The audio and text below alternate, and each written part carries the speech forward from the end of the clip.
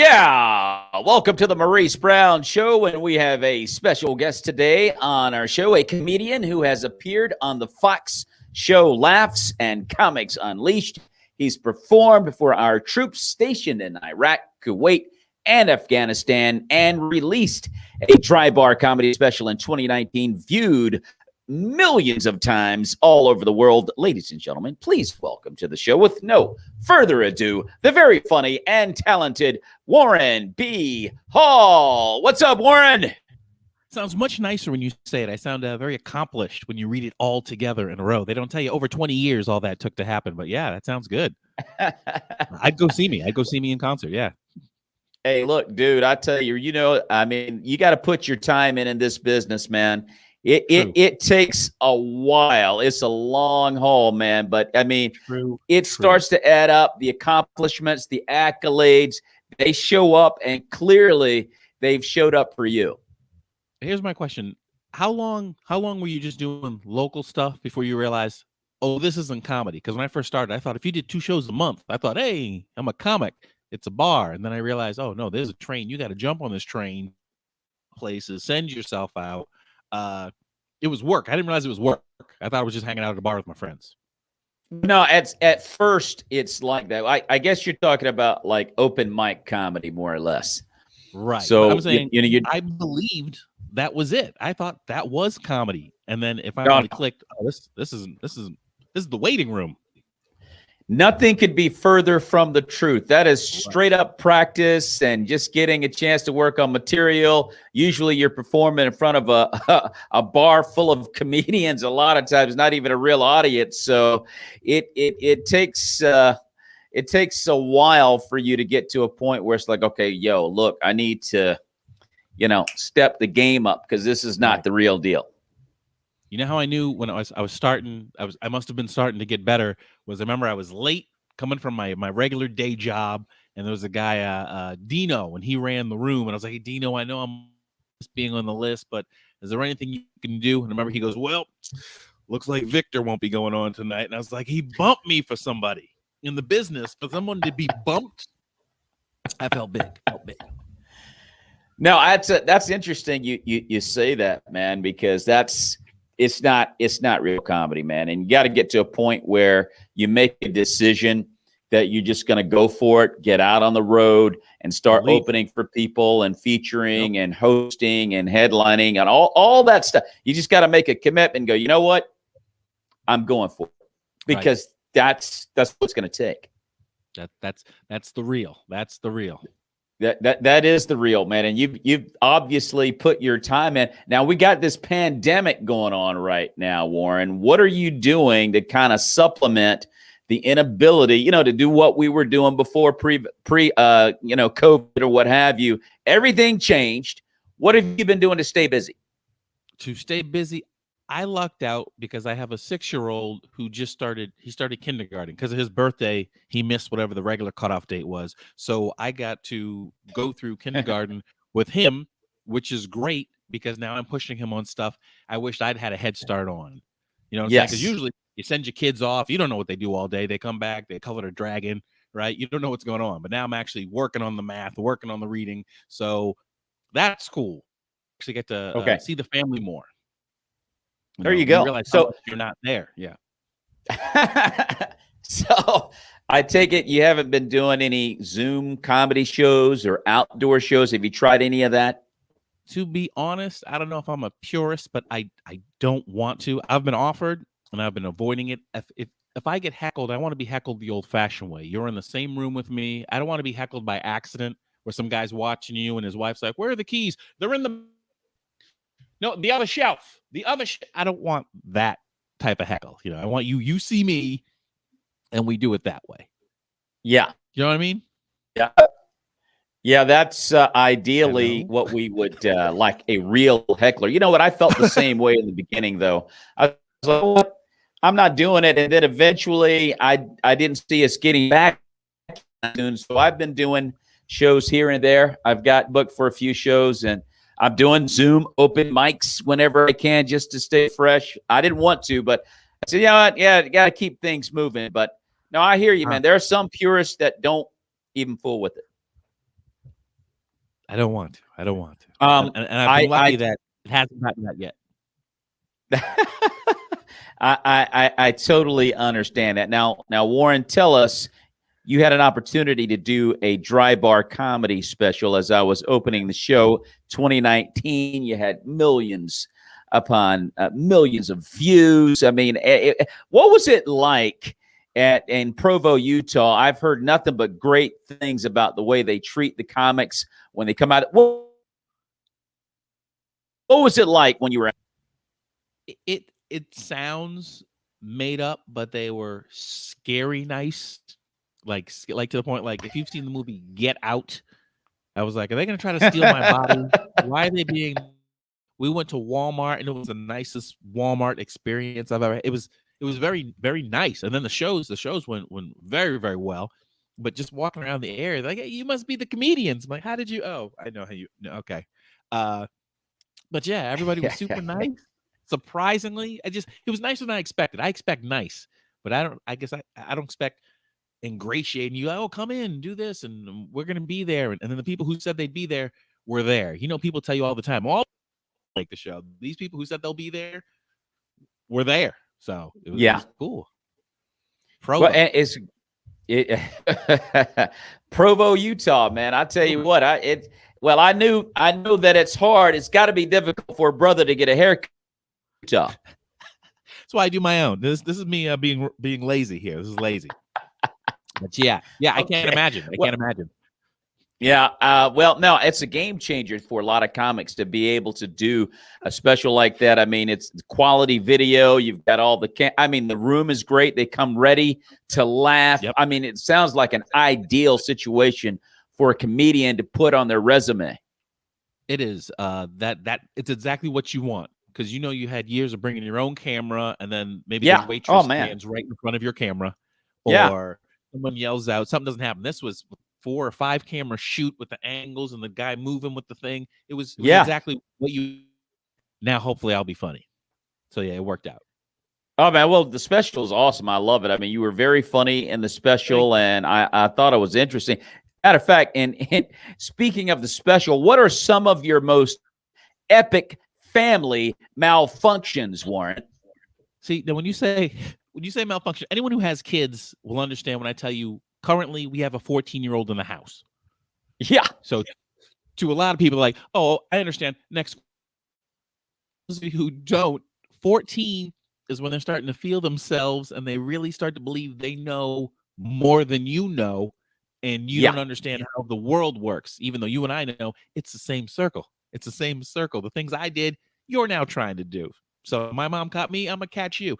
But I have to say we're at a great phase right now, because he's learned that 90% of our woes can be solved with, oh, I see what I did, I'll get right on that. Him saying usually 90% fixes it. But the last malfunction we had as a unit, a couple weeks ago, I did shows in Myrtle Beach, and it was also my my wedding anniversary. So we ended up bringing the whole family, and you could tell we're from out of town because we were the only people with masks on. But my wife, our job is professional traveler, so I go to the airport 2 hours early, 3 hours early, because it happened. My wife, she doesn't normally do that. Hold on, don't do what you're doing, buddy. You got that look on your face. You're done with e-learning? Great, go that way. All right, that's a 6-year-old right there. Why are we having this conversation? No, say hi right now. Remember we had that pre-talk to, buddy, I'm going to do this. You can do whatever you want in the house. Don't drive the car. That's a 6-year-old. E-learning is now over. But we're at the airport, and my wife checked me in first, and I have a KTN number, right? So I get through the line fast. Then after she put me in, she entered the kids in. So they put the kids under me with that pre-check. She didn't realize when she put herself in as an adult, she doesn't have pre-check status. So we went and waited through this big, long line. We get up to pre-check. They take me. They take the kids. I look at my wife, and they go, no, you got to go to that long line way over there. And we're in the hot zone of when this plane should be leaving. And so she's trying to plead. And like, sorry. Go the other way. I take the boys. It gets to the point we're sitting on the plane, and they're looking at me, and I go, boys, when we get to where we're going, we're going to get a new mommy. And We'll try to live our lives. And she made it just in time. But it's funny to me because the whole time I kept telling her we should probably head for the lines now. She's like, oh, they got a Chick-fil-A over there I want to see. And I'm like, I don't think we have time for Chick-fil-A. And she's like, oh, they're not going to leave before it says. And I'm like, honey, that's not how it works. So once she was on the plane, she was like, I'm sorry I didn't listen to what you're saying. And as you know, as a married man, sometimes when you get that, you got to write it on the calendar. She said I was right. And I was right. And you circle it. You got to circle that one, Warren. Definitely, you got to. Whenever you're right, you got to make note of that. Yeah, it's a rarity. It was a rarity, but yeah. That was the last debacle. Okay. Well, look, dude, I'll tell you right now, I've got 3, 24, 22, and 19. Okay. And I was telling them when they were growing up, I said, listen, you're not thugs. Okay. Understand? You're not thugs. Okay. You have a dad who's a black man that talks like Tom Hanks. So I like that. It's nice. Not going to work. Right. So no, but listen, so your son, he's 14 now. So now he's getting to that level now where he's starting to kind of think that, okay, I probably know more than dad does. Now, if we take a book test, this kid's got me beaten all day. If we take a written test, if we're doing a math problem, if we're on Jeopardy, yeah, he's going to beat me. But in life, I've done stuff. I understand things and I can read people. So there's certain things he just needs to trust that I still know. Let me be in charge a little while longer, buddy. But he's a good kid, straight honor roll since day one. So he knows that stuff. That stuff he knows. And, I want to switch gears real quick before I get to my general lie. We had a guilty verdict yesterday. Yeah. Ace, what are your thoughts on the final verdict as a man of color, as an African American? How do you feel about that? Honestly, I was surprised he was convicted. I know that I feel he murdered this man in plain sight. Yeah, I know that, but failed on things that appear to be obvious in the past. I was surprised that they did what I feel they should have done. All I've personally ever wanted is for it to be the same across the board. If you did this crime, if you did this crime, if she did this crime, it's the same thing. If you did this and they arrest you and I immediately look at the tape and say, here's what you did, guilty. So I feel we should do that with everybody. Keep it the same. Yeah, 100%. And I think everybody was, to be totally honest, but it was refreshing to see just plain justice done. You don't want anybody to have to suffer or anything beyond what they should. I don't matter what color you are. Just want everybody deserves justice, and we did get that yesterday. So that was just a great thing to witness. Now, and in this country, the whole world is like watching, like, America, y'all better get this one right. Okay. I mean, you had London, you had Brazil. Okay. You had the entire world just zoning in. The Netherlands, everybody was weighing in on this thing. So, hey, man, they did get it right. And as I talk about the nation, you've had an opportunity to perform for our troops over in Iraq, Kuwait, Afghanistan, and you've done it 5 times. So you've done it numerous times. What is it like performing in front of the troops, Warren? It's a different type of love. If you have a good show here, when people are leaving, they go, hey, good show. I enjoyed it. I got a brother who does that. But over there, they all waited in line to come shake your hand and say, I thank you for coming over here. I know what you gave up to do this. And I'm shaking their hand going, no, I know what you gave up to do this so that I can have my freedom. And I want to be the Black Bob Hope. I'll go as many times as they'll have me. But yeah. Thankful. I noticed the closer we were to danger, the more appreciative they were. We did some shows in the United Arab Emirates, and they don't have any problems over there. So good show, but you do shows in Kyrgyzstan, they're like, thank you, get this note to my mother, but it was a different type of love. It was definitely a different type of gratitude. That's it. That's the word.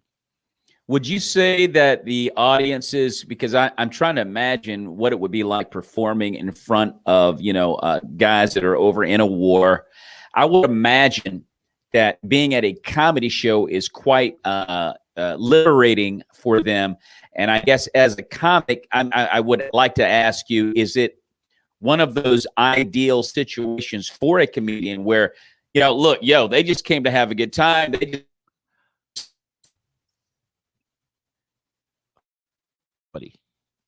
They were definitely hungry for comedy. And you got to remember, they want to forget for that hour and a half that we're there doing the show. They want to forget that they saw death yesterday. This guy actually said that to me. He said, "Hey, you made me forget that I saw death yesterday," which is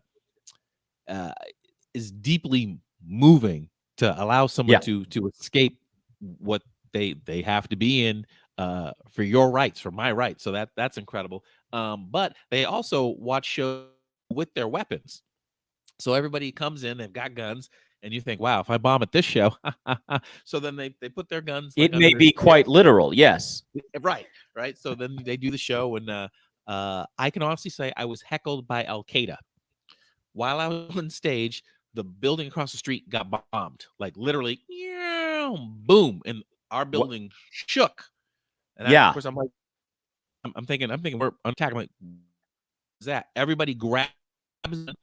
And now they're staring at me like I'm going to give them orders. And I'm like, another building got hit. Everybody runs out. I'm standing on stage. There's 4 guys in the front. I'm like, who are these guys? And the guy goes, keep going. And I go, shouldn't you be doing something? He goes, we're cooks. So then I continue to do a couple more minutes for the cooks. And then everybody just came back. But yeah. Oh my gosh, man. A harrowing experience indeed. Right. Wow, that's pretty wild. But I'm glad that you are a recurring performer there. And it looks like, I don't know, with Joe Biden is getting ready to have all those guys sent back or not, it's probably about time that they do send these guys back. I mean, they've been over there a long time. Policing the world is okay to a certain extent. It's like we just can't make people, do what they're supposed to do. I mean, we're not their guardians. So anyway, I hope that's the case, but God bless you for doing that, man. And we need more comics that are willing to do those type of things. What motivates you, speaking of making people laugh, what motivates you, Warren, to go into a room full of strangers, people you've never seen? I mean, you probably would even talk to in front of a Walmart and make them laugh, Warren. Now. So the real question is, what made you do it 20 years ago? Because who knows? Well, I know. I wanted to be Eddie Murphy when I was a kid. I wanted to be Eddie Murphy.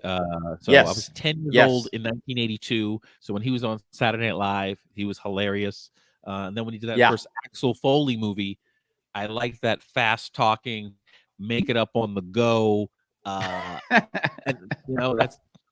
that's what I want to do. There's one part in the movie where he pulls up to the Beverly Club or gun club, and his car's all beaten up, and they've got all Mercedes and what. And he gets out of the car and he tosses the keys to the guy, and he goes, "And park it in a good place. All this stuff happened the last time I was here."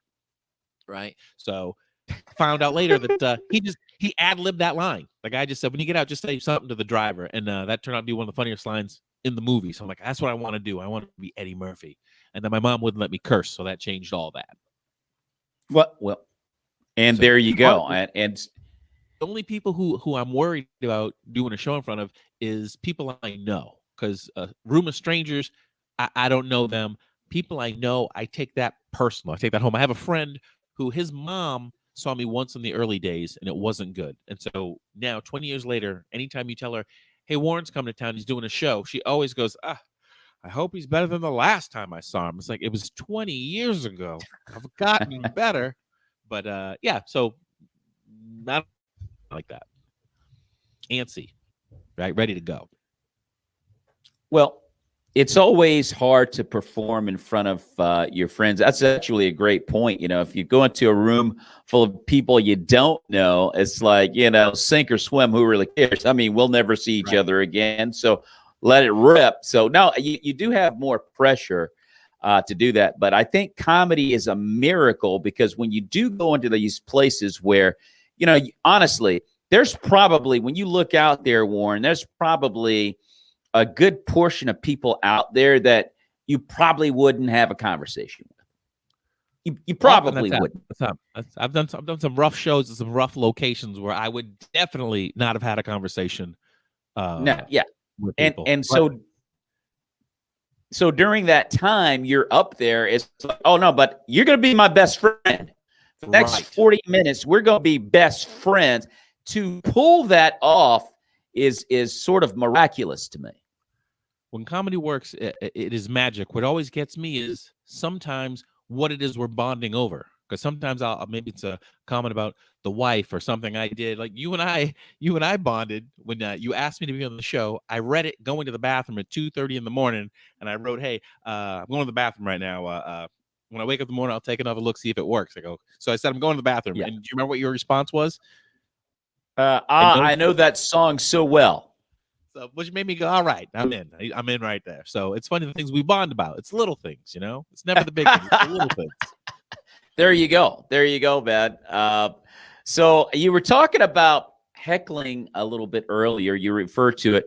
And when you're on stage, invariably this is going to happen here and there, and what have you. As a comic, how do you deal with that situation? It depends on the offense and the offender. I try to give you a shot over the bow, a warning shot to let you know, hey, just so you know, I sit in a room all day wondering if a guy in a shirt like yours says what you said, give him a little warning shot. But sometimes people come for blood and you got to remind them you're inside the cage now. About a month ago, this woman, she got to the show late and they sat in the front and she was drunk. And so she's talking to everybody in her party who's already been there. MC, she talks to the feature. The club manager had spoken to her twice. But we're just laughing. So yeah, he asked me what do I want to happen. I go, leave her. I'll take care of it. And I'm doing my act, and I'm thinking I'm gonna try to leave them alone as long as I can. She starts talking. Inevitably, it gets to this thing where I'm like, Miss, maybe you don't know you're heckling. Let me tell you what a heckler is. She's like, no, you don't have to tell me. It's like, apparently I do. And then she just goes, be funnier than you are right now. And I said, oh boy. And I thought you'd be prettier. So now we're both hurt. Now we both feel bad. Right? And of course, the audience is already on my side because they already don't like this woman. So then it's like, oh, so yeah, at that point, yeah, absolutely. I can't lose, and that shut her up for a little bit. But here's something in comedy a lot of people don't admit. One of the things I like about guys in the audience better is because you say something, you can usually shut a guy down. Women will fight even when they're wrong. So there could be a woman who's drunk and she's doing all kinds of crazy stuff she's not supposed to do, and you say something to her, and her friends will go, "It's her birthday." Has nothing to do with the fact that she's drunk and disrupting the show, but they'll defend their friend to the end. Where at least the guy will go, "Hey, Maurice, you're getting crazy. Come over here," right? So, guys will if you put them down and you embarrass them one good time, they'll shut it down. Respect. But a female, you are right about that, Warren. They do not go away. And I mean, they are getting like sauteed, dude. They are getting fried like hush puppies. I mean, ladies, stop it, but they won't quit. They keep coming. I was in Miami, Florida, and there was a 24-year-old blonde who was on the PGA tour, had too much to drink. Of course. And she just started in on the comics, dude. And it's like she wouldn't quit for anything. They finally took her out. They had to take her out. Came back in. And so when I'm up, she comes back. I'm up there. She comes back in. I'm like, oh my gosh. And so there was another female at the bar that didn't like her interrupting, so she took care of her for me. Right. Seen that happen. That's crowd on crowd correctional services. Yeah, but you're right, though. I have seen that time and time again where a female don't quit. And I never even meditated on that before, but you're right. You're 100% correct. Now in reference to bad situations, what is your worst experience, Warren? I have a VHS. So that tells you how long ago this was. I have a VHS Uh-oh. tape of mine Yeah. that is so bad, I can't watch it all the way through. And it was one of those things. The bottom line is, it was me. I didn't practice. I'd gotten kind of cocky and went in thinking I could wing it.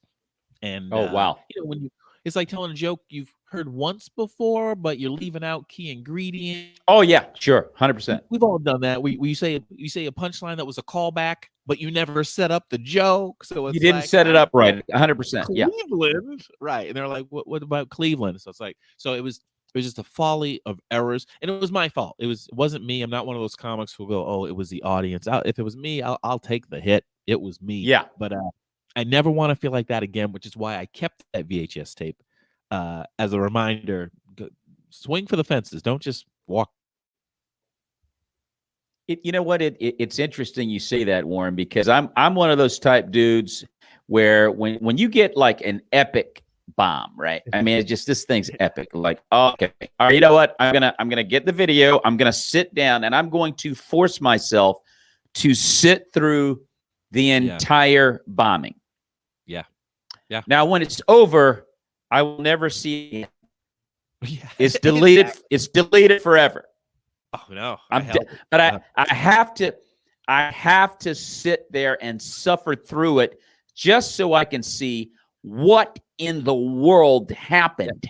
Right. You know, and so those kind of things. I think I've only ever had one that was so freaking bad because I was like at the top killing, and I said one joke that wasn't fit for the venue. Yeah. And I went to the bottom. Yep. And I couldn't get him back. It's like I could not, no matter what I tried to do, it just didn't work, dude. You know, I could not get the nose of that plane up.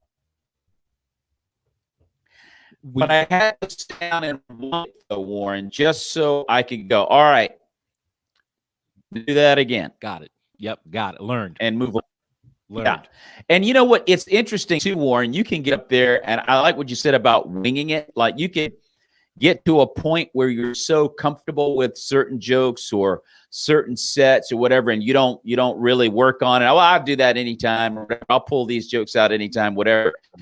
And it's not a good way to go, because you get stuff mixed up. And, right. You know, that word should have been in the beginning, not at the end. You're all over the place. And yeah, that's a good learning experience too, because we get a big head. Right. Exactly. That's exactly what it is. You know, Jerry Seinfeld told, makes sense that I went from here to here instead of who's got a grandma. Cats are crazy, right? I like for it to make sense, you know. Yeah. Jerry Seinfeld told an experience where he was telling a joke, got arrogant, got real comfortable. This joke works every time. And I already know I'm going to get a laugh, and I'm already thinking about the next joke. He's, in the back of my head folding laundry or whatever. And he hit the punchline and nothing. I mean, nothing.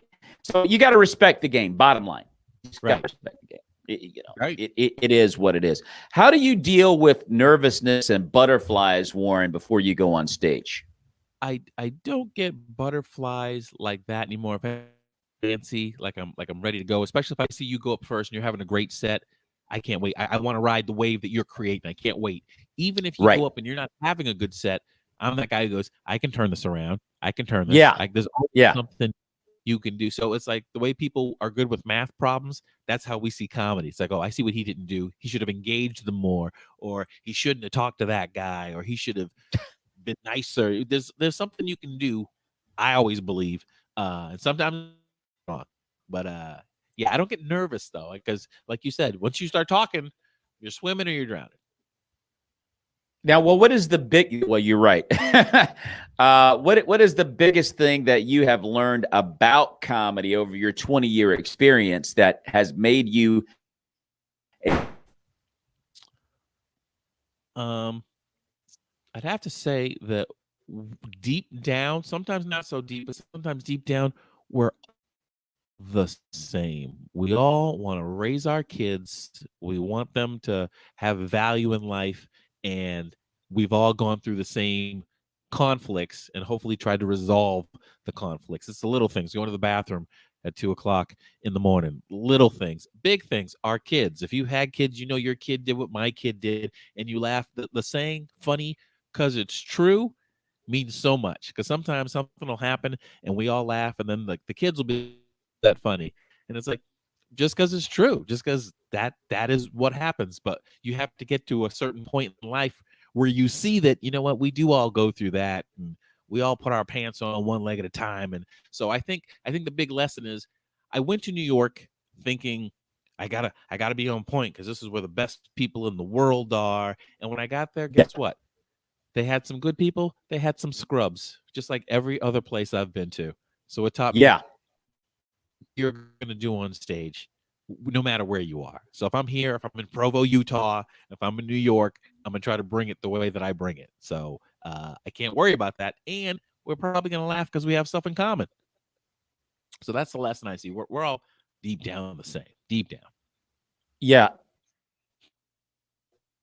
That's a great example. It's like, you know, there's so many different demographics, cultures, races, what have you. And, you know, you presuppose, okay, how am I going to handle this room because of the setup here? And it's like, you can't really, you got to be whatever established that you've been succeeding with, you got to stick with it. You cannot, because the audience is going to know right away that you're not being true to yourself. Right. They can smell They're going to know right away. And so I love that advice. That is great advice, man. You know, Brian Regan, I don't know if you're familiar with, Brian Regan. You cut out. Wait, you cut out. All I heard was Brian Regan. Then you cut out for a moment. Okay. Can you hear me now? I can. Okay. So you are familiar with Brian Regan, correct? Oh, yes. Is that enough, donut lady? So no, Brian Regan, he noticed when he was, you know, trying to develop his style, that he would do a show, and on certain nights, other comedians wouldn't perform because of the culture that was out there. Okay. And Brian Regan was like, "Hey, yo, man, are you trying to be funny or what?" It's like, doesn't matter who's out there. You got to go out there and do you. Sell it. And just, that was something that kind of struck me, because there are comics that, depending on the demographic, will or should I say may or may not perform, and that cannot be a part of your process. I'm not afraid to say, I've done this long enough. I'm not afraid to say, black audiences, I always say it's like a car dealership. You go to a white audience, like, show me the different kind of cars you have. Whereas a black audience is, bring me the Escalade. And then I come out and they go, I didn't want the Camry. I said the Escalade. And it's like, well, if you let me drive for a minute, you'll see I like the ride. Just trust me to do what I do. But sometimes it's like that, because you and I, our voice is not what they expect when they first see us. They automatically want to put you in a box over here, and it's like, just listen to what I'm saying, because I'm going to say some stuff that you know. So you know, it's almost an extra bonus when a mainly black audience goes, "Hey, I felt what you were doing." So like, thank you for listening. You know what? And at the end of the day, it doesn't matter as long as you're funny. The demographic could care less about all that. Like you said, let me drive this car. Right. And you're going to make a decision whether or not, you know, you like me. And usually if you're good at what you do, they're going to like you. Right. Stay for the ride. You bomb when you fall subject to wondering if they'll like me. No. Who cares about that? Go and do your thing. Everybody's had that show where you think you're going to hate me, and they absolutely ended up loving you. And you go home like, I walked into that wrong. I walked into that in my own head. I was the only person in my own head who was talking negative about what was going to happen. So yeah, don't do that. Now, you've been doing this thing, like we've already mentioned, 20 years. You've been in and you know, that's you've been doing this a while. I'm wondering, during this time span, Have you ever had a crossroads experience, Warren, where you were like, I don't know if I want to keep doing this or not? Have you ever had an experience like that? Never, Okay. ever. There were times when I'm like, I don't know if we're gonna eat this week, but never. And I have friends, and I mean people who were funny, who were like, you know what, Warren, I just I don't feel it anymore. And I'm like, how do you not? How do you not? To me, how do you not feel like breathing today? I don't Yeah. understand how. I love it. So I'll luckily comedy is a thing where, you can ride this into the pasture if you're still funny. Even like things like cruises usually have older couples. So, Yeah. you'll always have a place, so to speak. If you Yeah. have good, sound material, you're good. So I can ride this out. It'll be a great vacation thing for me and my wife as we get older. Yes. Well, no, I think that's a great point too, because there are a lot of comics, and you can pick, singing, acting, Right. any craft you can bring up, where people that quit oftentimes are better than the ones that are still in the game, making a lot of money with big Right. names, the whole 9 yards. Yep. But the ones that are really, really good, a lot of times they either don't love it enough, or they don't like the fact that it's taking them longer than they figured it would take to get to a certain place. Too many uncomfortable experiences. Like, you know what? If that I don't think I can experience another night like that again. There's so many factors that go into it, Right. and they quit. And so, the worm goes to the guy that can stay in the game. Why? Mostly because of what you just said. You just genuinely love it. Yeah.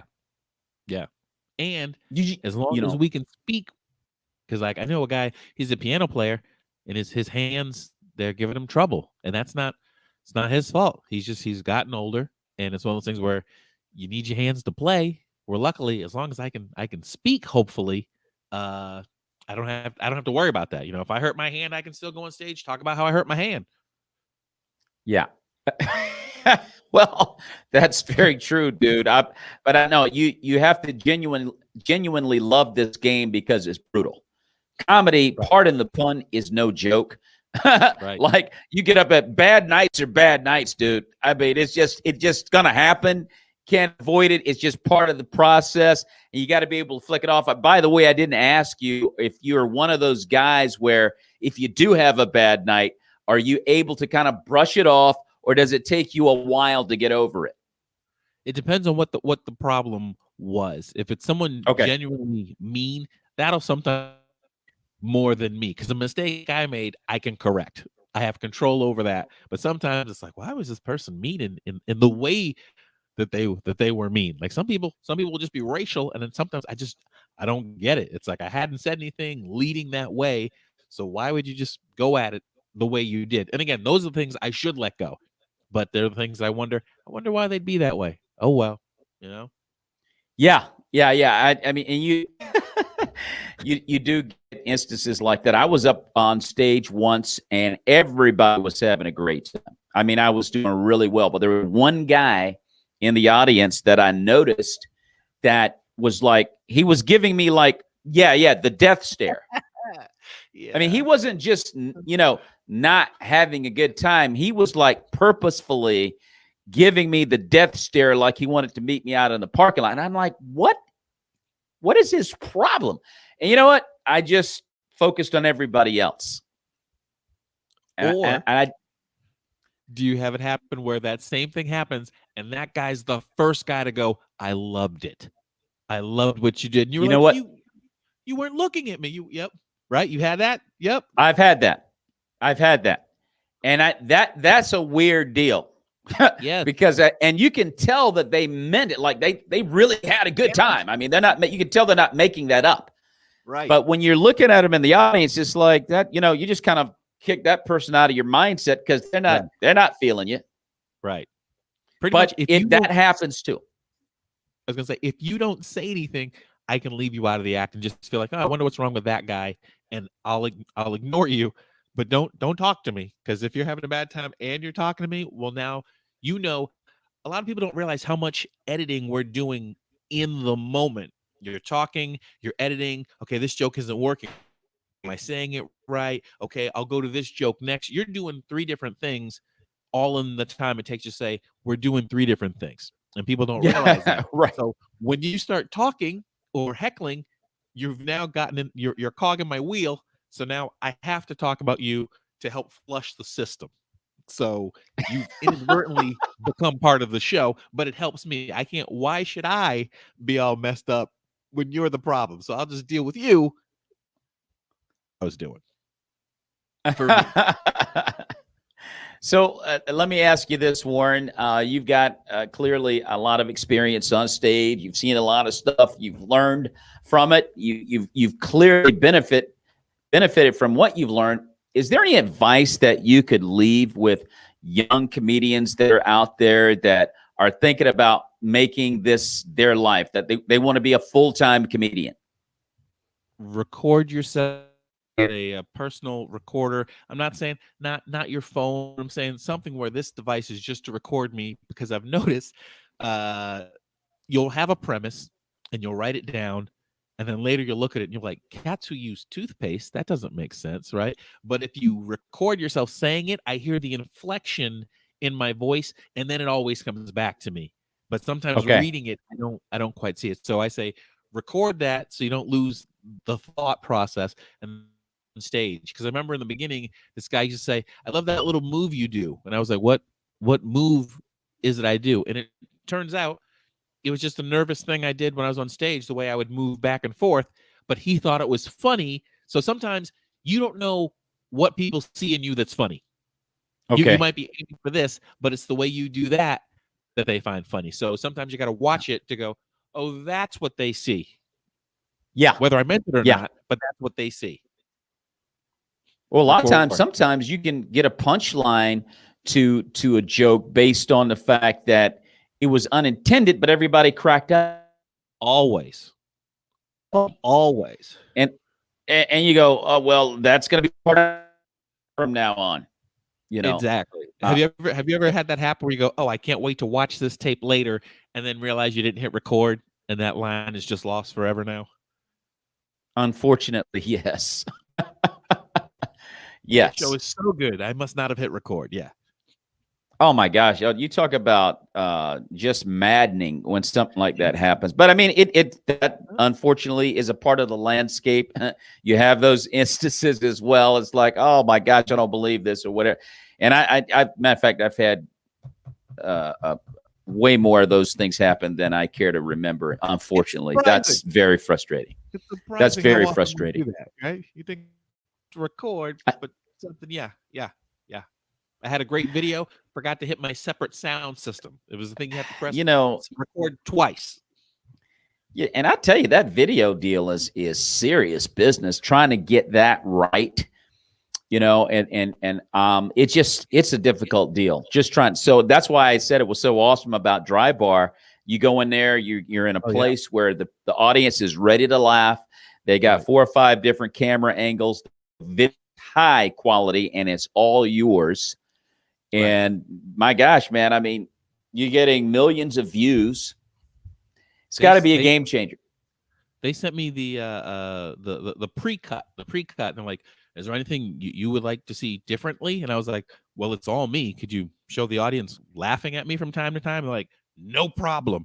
And then the next one they sent had a good back and forth, because they said that some comics don't want to see the audience at all. Them.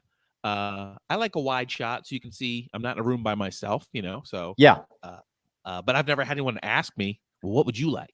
Because they tape it all. They got it all. They're like, what do you want? Yeah. So and you want shots of the audience laughing. I mean, that's you definitely want that. Do you have any upcoming projects? I'm sorry. Before you go there, I'm sorry. I'm remembering the time there was a guy who was on BET. I can't remember his name. And the way they edited the show, it cut to himself and the audience laughing. So it looks like he's laughing at himself on stage. And I'm like, I want that cut. Because the way they taped the show, you're there watching other comics. So they took all that audience stuff and then they edited it, and it just so happens they mixed it up and threw him in his own audience. So That's good. I thought it like was that. That's hilarious. really good. I was like, wasn't That's ingenious, actually. Yes. That's ingenious. Oh no, I love that. I love that. So, do you have any upcoming projects on the horizon, Warren? I have a new podcast I'm now a part of called Now That's Debatable. Now, if you want to join the group, because we do it on Facebook, I thought it was live to everybody, and it's not. You have to be a member of our little community. And to do that, you go to Facebook, you hit the search, then you type in Now That's Debatable podcast group. If you don't have group up, once it does that, it says 3 questions. You answer little questions, and then we can invite you into the group. So if you do that, check us out every Monday at 9 p.m. Eastern.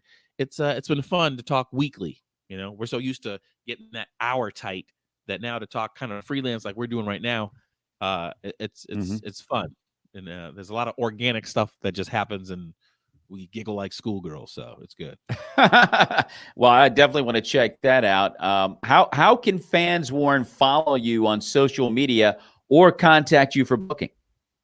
Everything is at Warren B. Hall, Instagram, Facebook. I've just started a TikTok page, so I'll learn to tick and talk. And old school, the email is warrenbhall@AOL. Yeah. WarrenBHall@AOL.com. Awesome.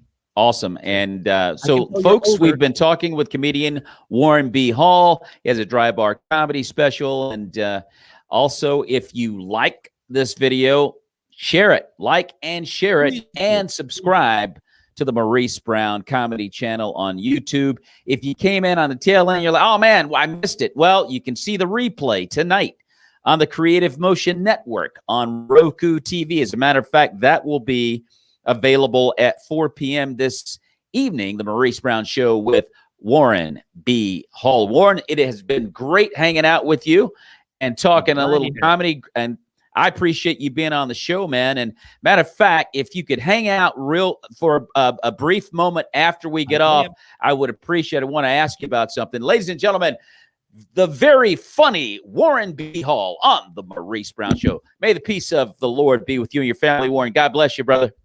Thank you.